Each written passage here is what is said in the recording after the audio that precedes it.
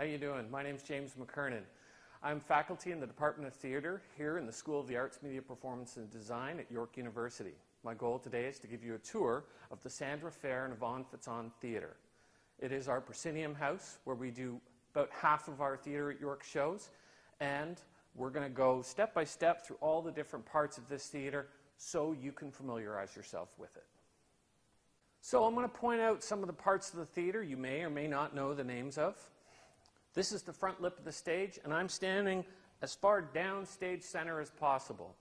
Downstage because stages used to be on a rake, and the lowest point was towards the audience. Some stages are still on a rake, but now it's more common to have the audience raked so they can see easier to the back of the stage. So that would be upstage center, and this is stage left, and this is stage right. It's from the performer's perspective when we talk about placement on the stage. Directly above me and around me is the proscenium, Greek meaning in front of the scene. It is the first block point so the audience cannot see what's happening in what we call the wings. Directly upstage of the proscenium is a fire curtain. If there's ever a fire alarm or a fire concern, the fire curtain comes down and it drops directly in line with my feet, and it separates the audience chamber from the stage area. That way, if the fire is in the audience chamber, the stage area is protected, and vice versa. If the fire is on the stage, the audience is protected.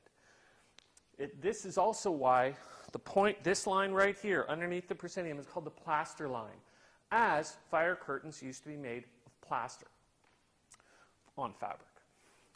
Directly above me, the horizontal fabric is called a border, and the vertical fabric on either side, those are called legs.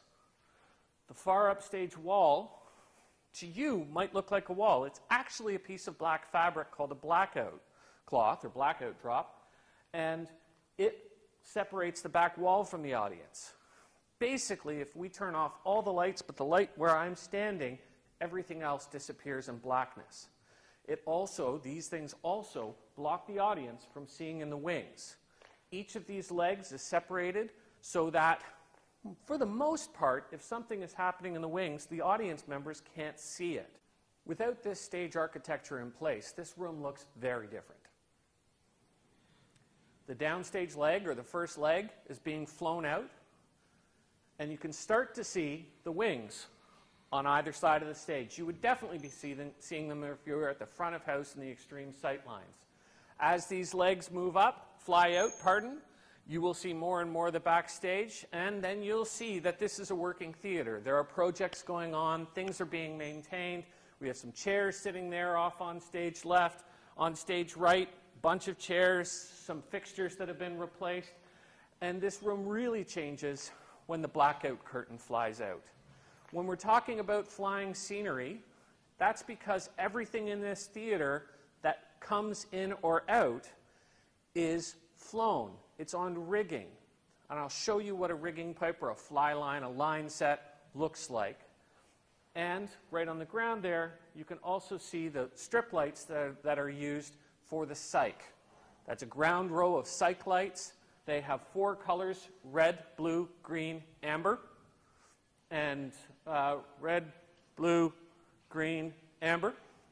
And those all mix together to make pretty much white light when it's on the cyc. As you take colors out or put them in, you can get different colors on the cyc. The borders, when they fly out, you can start to see the electrics or the lighting pipes that are above. All of these have the lights that are focused in particular areas on the stage that give us pretty much an even stage wash. So while we walk across the stage, we're always in light. So we're looking at stage left a little more closely now. And we have Kyle over with the line sets, and he's going to bring a pipe in a few minutes. And this is Sam, and Kyle and Sam are our house technicians. We're really lucky to have with us today. So when we bring in a pipe or a batten or a system pipe, there are many, many names for this that people use pretty much everywhere. When we bring one in and we're not in show conditions, there's a very formalized way in which that pipe comes in. And there are calls and there's someone checking, and Kyle and Sam have agreed to bring that pipe in using all the calls and language and safety checks so you can see what it looks like. right, so 2 coming in. Thank you.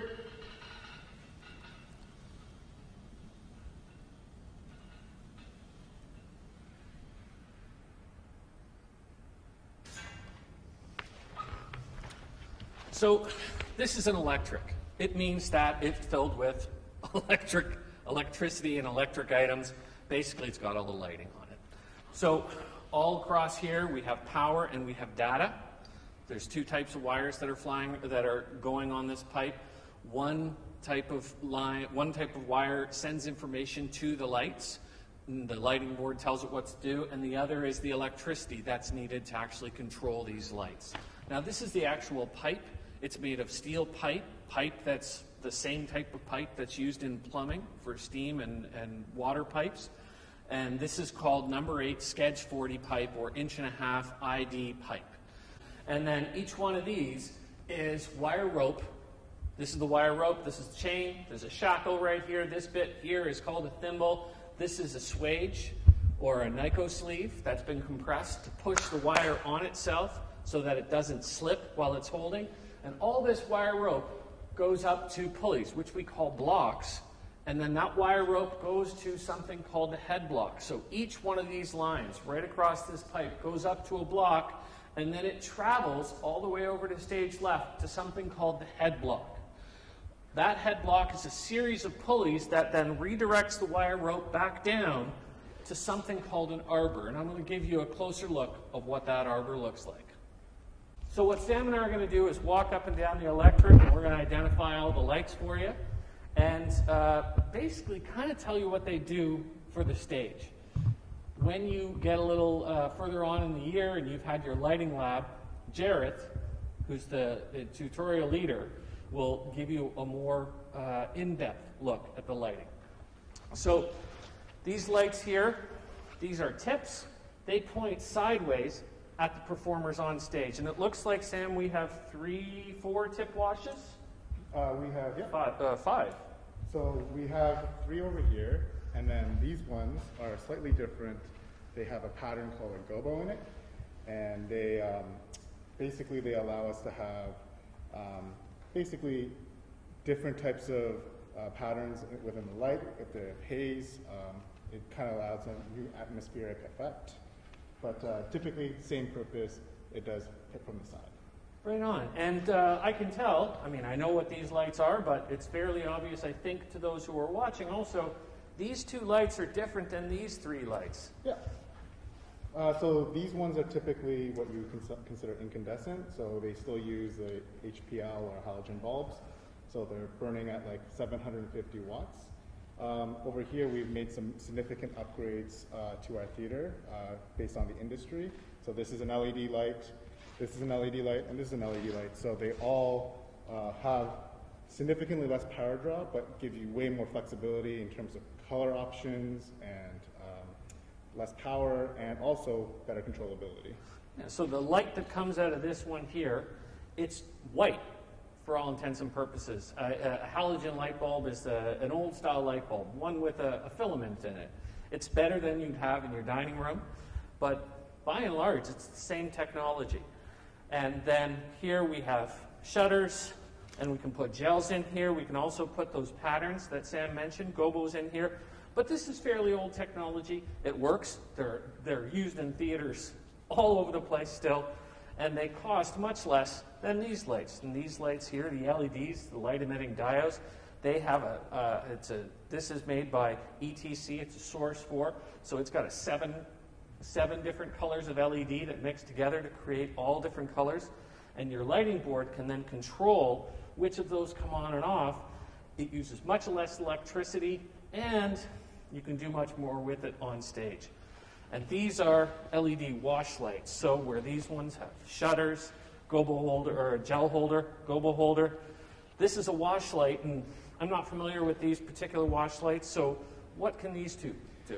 So this one actually replicates just a generic white LED, just a generic wash that's closer to 3,000 Kelvin. So one of the difficult things with LEDs is, in the past, is to create the most natural, warm tones. And this is what replicates an LED version of a regular par light from ETC. And then this is a top light that kind of represents more of like a par light as well, or a hybrid between a par and a Fresnel.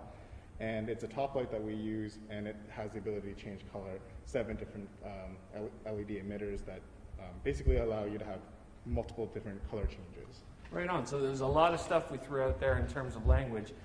When you were saying 3,000 Kelvin, that's essentially kind of an ambery white light. 4,000 is a blue white light. So if you go to the store and you're in IKEA or you're in the Home Depot and you're buying an LED bulb and it says 4K, that's 4,000, that's a blue white light. Anything around 3,000, that's a red white light. Anything lower than 3,000 is even more ambery. Yeah?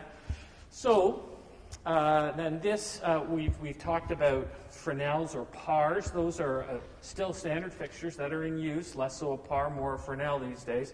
But this one here, if it were a Fresnel, essentially it would just have a lens and a bulb in it, and the bulb would kind of go forward and backwards to have a wider or narrower spread of light.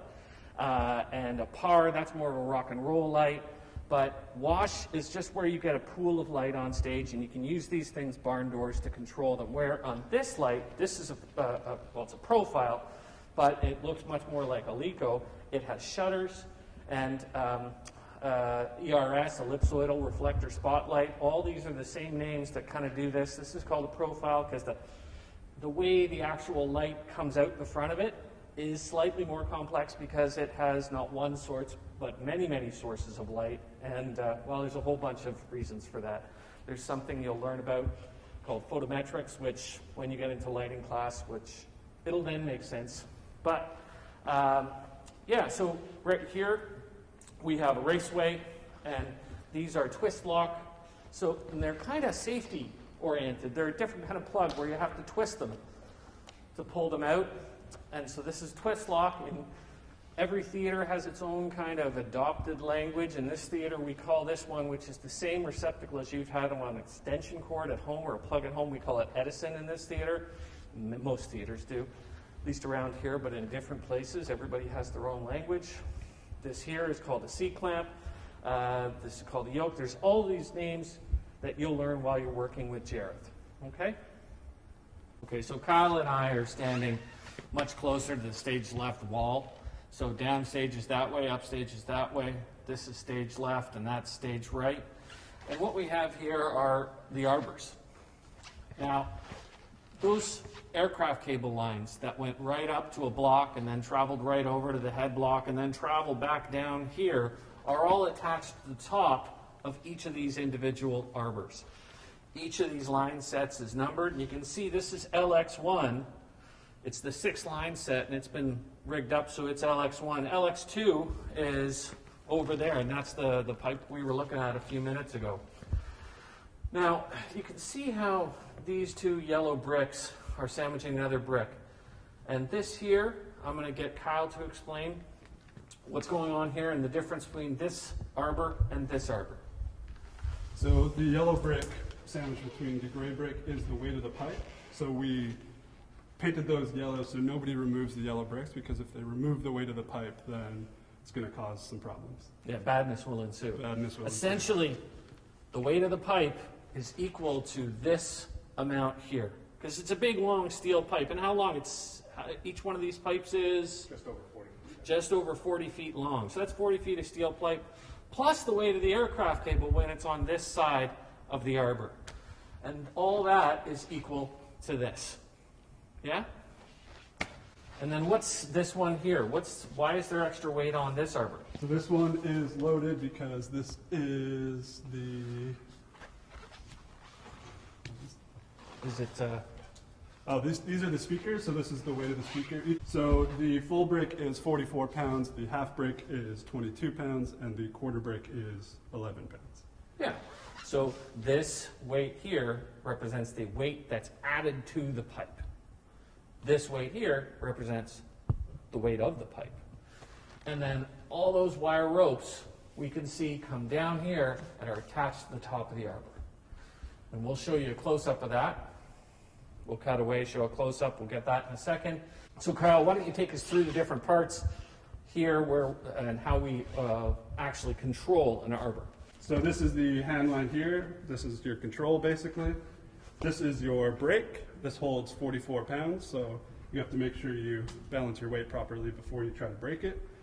Then you have a lock, so nobody can release the brake and cause trouble. Badness. Yes.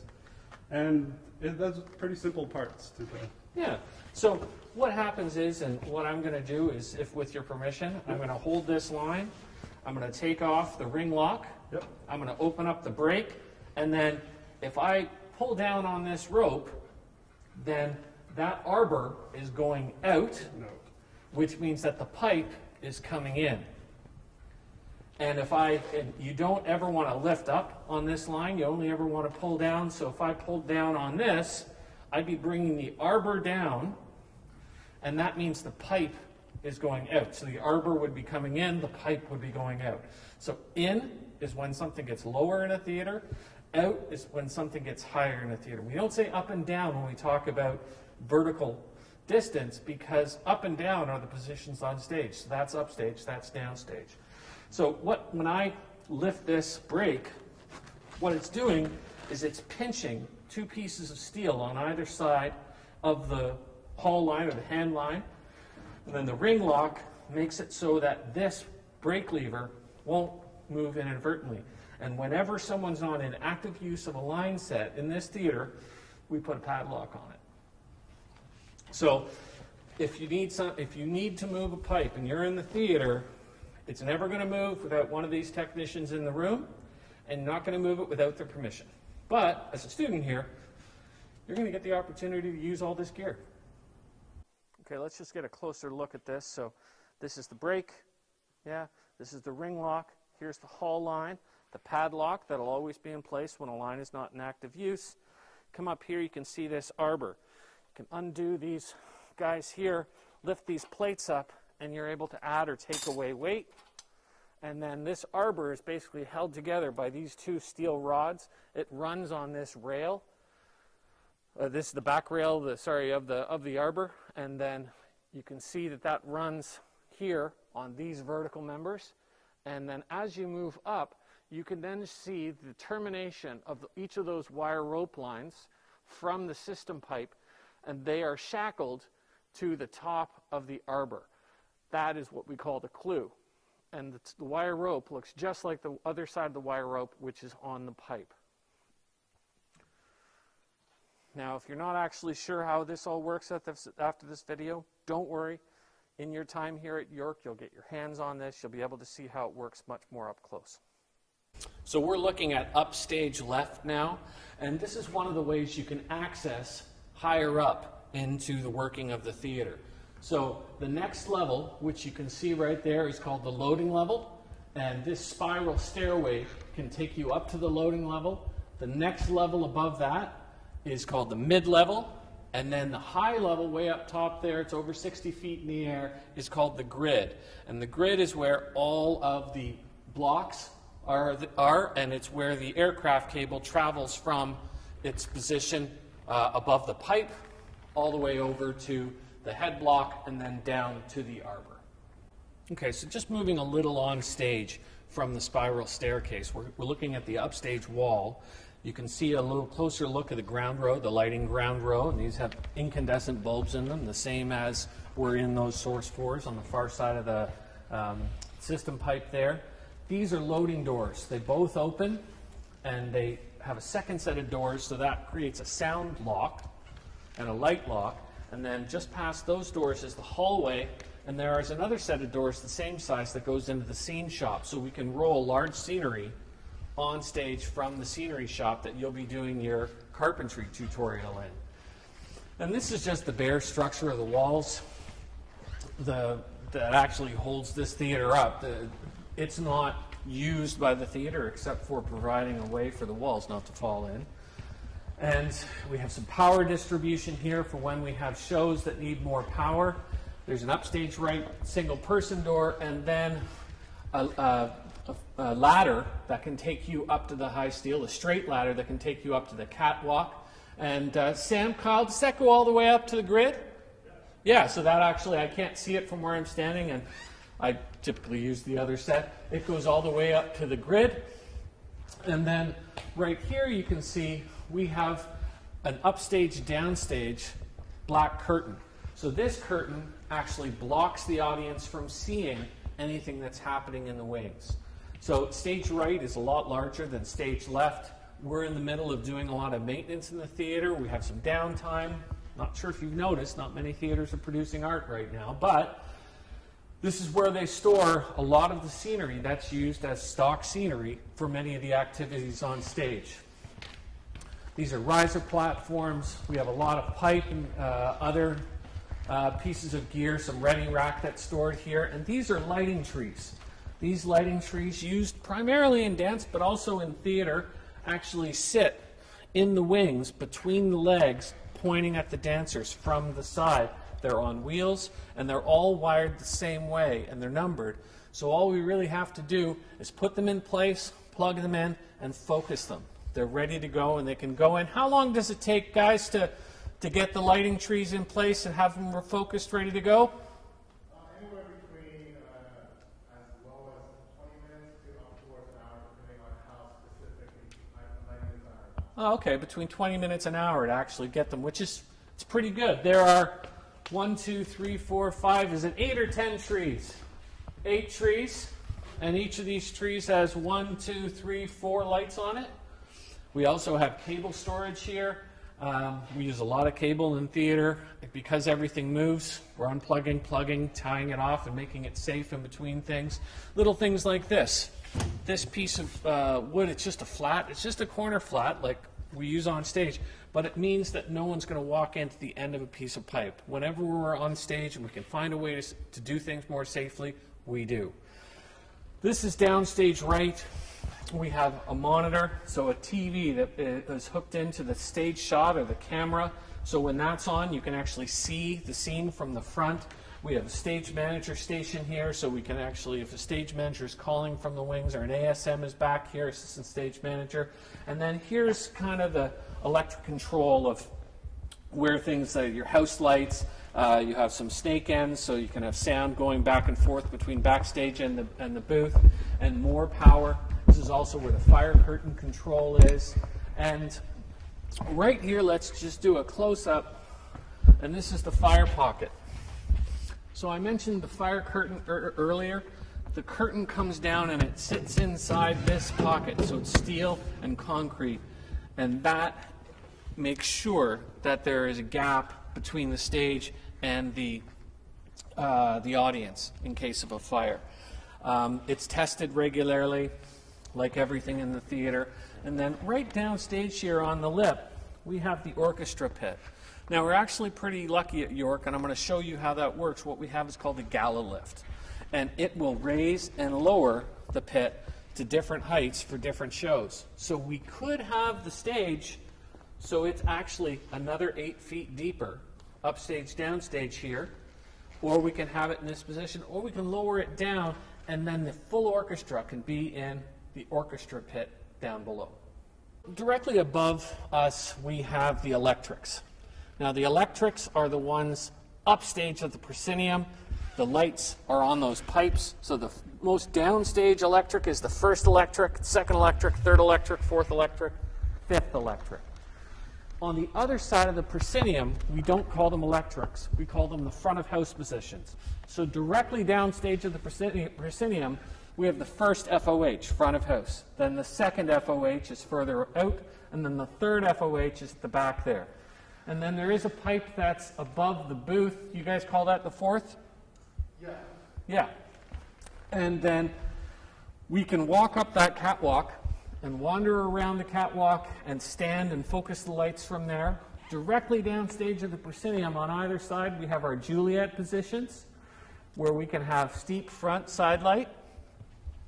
And then the perches are directly downstage of that, and they are directly above the balconies, the audience balconies, and then there are pipes on the front of all the audience balconies.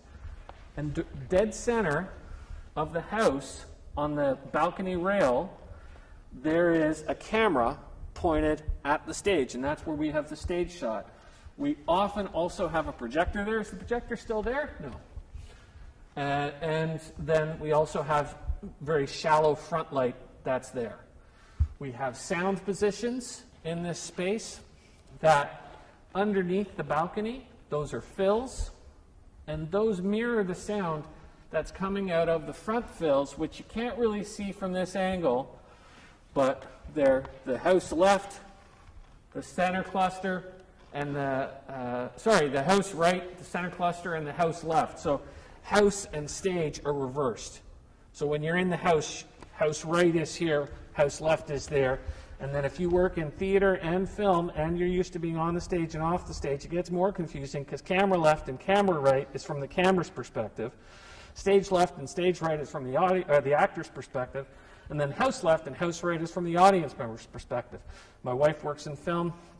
We constantly have confusion over our right and left when we're walking down the street, and I'm really not making that up. And the other people who are with me, half of them are film people and the other half are theater people, and they're all smiling behind the camera because it happens to them too. Okay. The audience sits down here, and depending on, obviously you know that's the Captain Obvious Award statement for the day. The audience is here, and depending on whether or not we have the seating for the orchestra, this has 365 seats in it, this theater, and then we remove those seats, so there are obviously fewer seats when the orchestra pit is used other than for the audience. Up there is the booth, and that is where the stage manager is and where the head of lighting is for the duration of the show. But directly underneath the balcony, at the back of the house, you can see a little light right back there. That's where the sound operator sits. And for shows, it's really important that the sound operator is not hidden behind glass in the booth. They have to be able to hear what's going on stage because they want to have their ears matching what the audience hears. So what we can do is I can take you on a bit of a closer look of where sound is. I can show you the booth. And then I can show you how the Gala Lift works in this theater. Okay, so we're here with Kyle, and we're at the back of the house. And if you look over my shoulder, there's the stage. And this is the audio position. So Kyle, why don't you walk us through what's going on here? Yeah, so this is our SD9 console. We have 24 channels here. We split it up into 12 inputs, 12 outputs. Makes it really easy. A lot of times you're not using more than 12. And 12 inputs means like you'd have a microphone on one, you might have keyboards on another, computer input or something. And then outputs, where would you be sending sound from the console? Yep, so we have the master output, which does our center cluster, our left cluster, our right cluster. And then we also have the orchestra fills, which are at the front of the stage, just underneath the balconies. Okay. Then we have our lip fill, which has to be installed, but we put those on the front of the stage. And those are just short, wide speakers that sit they look on exactly the front like edge. these ones right here. Oh, okay, cool. And so the audience who are right at the front of the house, who aren't really getting the sound from the big cluster above, it's so they can have the same experience or similar experience. Yeah, and then we also have the balcony, which are these ones. That's so you can feed the people that are here, but also the sound operator, because you get kind of drowned out under a balcony. But right. It makes it a little bit easier to mix. And then we also have downstage fill and upstage fill. Those are actually on the stage, so we can send sound to the actors or the dancers. And so those were on the ends of those pipes. That's on correct. either side of the stage, pointing to the center of the stage. So if you're on stage, you're not really going to hear the music as clearly as the audience. So it also lets you hear it. And I would also maybe call those monitors, yeah? Yeah, that's exactly what they are. All right, and so this is a digital soundboard, so you can have different things depending on what buttons you press being controlled by these sliders, these rails, right? Yep, so this is a digital and analog board. We have analog inputs all around the stage, but we also have a fully integrated Dante system. So we can do audio over IP throughout both of our spaces. So say we had somebody wanting to play guitar in a different room that fed into this room, we can do that. Basically unlimited possibilities with audio over IP. And so the Dante system, that's the kind of matrix where everything can get mixed together. It's kind of a digital telephone patch bay, if you will. Yeah, think of it as like a wireless router. A wireless router, okay, cool. And then over there, you just have an iMac. Yeah, just an iMac. Usually we have QLab on here, so... And QLab's the sound playback and video playback software. It also can be used for lighting, but you don't use it for that here. Yes. We use that for like sound effects during plays and everything. And then there's not much else in here. We used to have tape decks and CD players. We still have one CD player. But we have a tape deck. If we want to put it in, we just don't use it as much anymore. And I mean, this is a big difference from a sound booth back in the day where you used to have racks and racks of gear. Yep.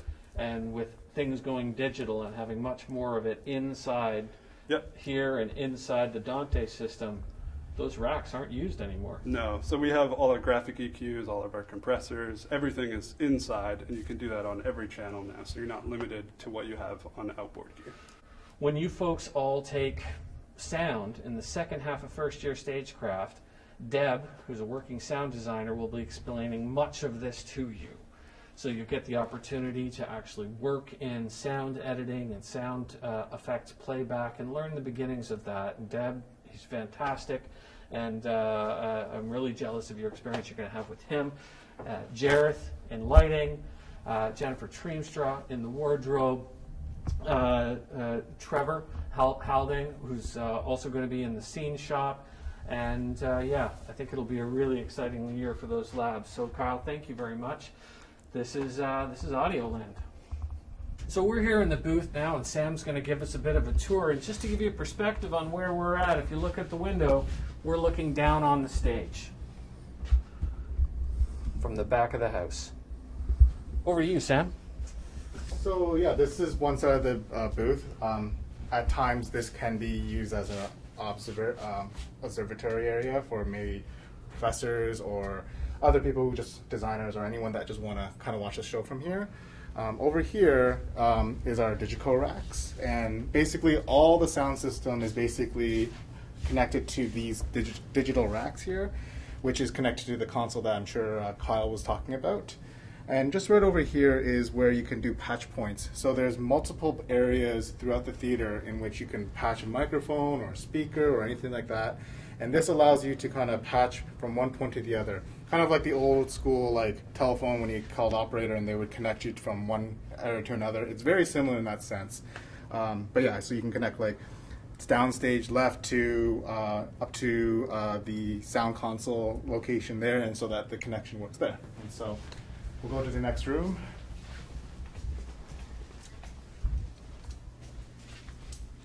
And in this room, over here, typically the stage manager is sitting here, and this is their position where they would typically call the show. So we usually have multiple comms set up, typically one for a stage manager, and oftentimes there'll be either someone that's shadowing them or oftentimes an assistant stage manager. Over here, you can see there's a lighting console there, and that's oftentimes where the lighting or the head electric or the lighting designer is sitting, or the operator is sitting, and they're also firing cues over there. This space is typically only used during shows. It's often very quiet in here unless we're actually in theater mode. So that's pretty much it. This lighting board is similar to the first lighting board I used, and it was old when I used it 30 some years ago. Well, about 30. And it's now used for warp speed, and this is main engineering. One assumes for the Enterprise. So I'm standing on the apron of the stage where the orchestra pit is. And what we can do is, by pressing a button, go down or up. So Kyle's going to help me with that. And you can call it and let us know. And so we're going up. And what this will do is it'll bring us so that this orchestra pit is level with the stage. These guys come out here, and the seats go away, unless you want them for the show, and you increase your stage space. Are you able to stop us there, Kyle? And then we can also go lower so that we actually have a full orchestra pit. Going down.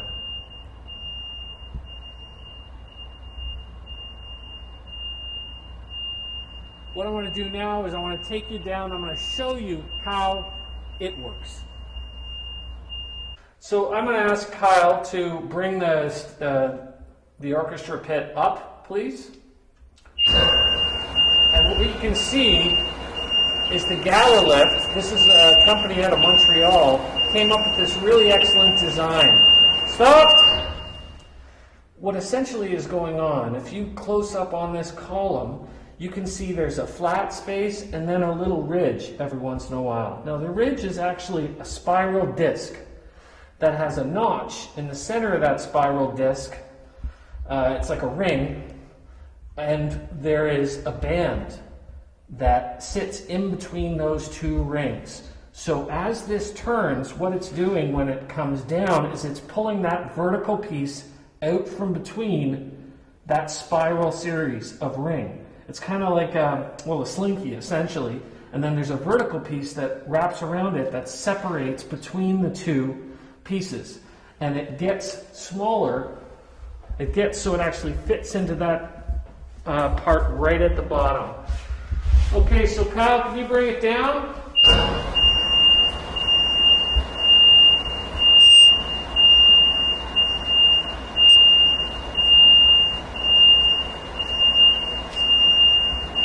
Thank you. This was an invention out of Montreal. It's a Canadian invention. Gala does some really fantastic staging technology, not just the spiral lift.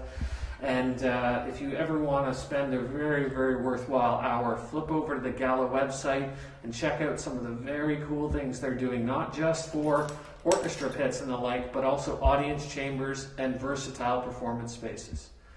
We're in the pit, which is basically a big room underneath the center of center stage. All of these horizontal members can move up and down. It's not mechanized. It takes someone to lift and to move pieces. There are deck pieces that are above us, and this is the actual underside of center stage on the stage floor. This was built by a company called Cinétique, also out of Montreal. I was lucky enough to get a tour of their facilities. They do a lot of Céline Dion. They do a lot of Cirque du Soleil. Fantastic scenery company, really, really wonderful people. And we have had the stage opened up and use this in our Theatre at York performances. This may be the only time you get to come down here, but it all depends on what the shows want, and we always work to accommodate what the director wants in their show. This is currently being used for storage, and yeah, this is the pit. So we're in, well, actually the smallest of our dressing rooms. We have 3 dressing rooms downstairs. We have an orchestra dressing room, which is a very large room. We have 3 dressing rooms backstage, and there's also crew dressing rooms. Obviously, we have the place where people can put on their makeup. There's a TV here, which has a stage shot, so people can see the action that's going on stage. And then directly behind us, what we have is the WC, where we have showers, accessible showers, and your necessary closets.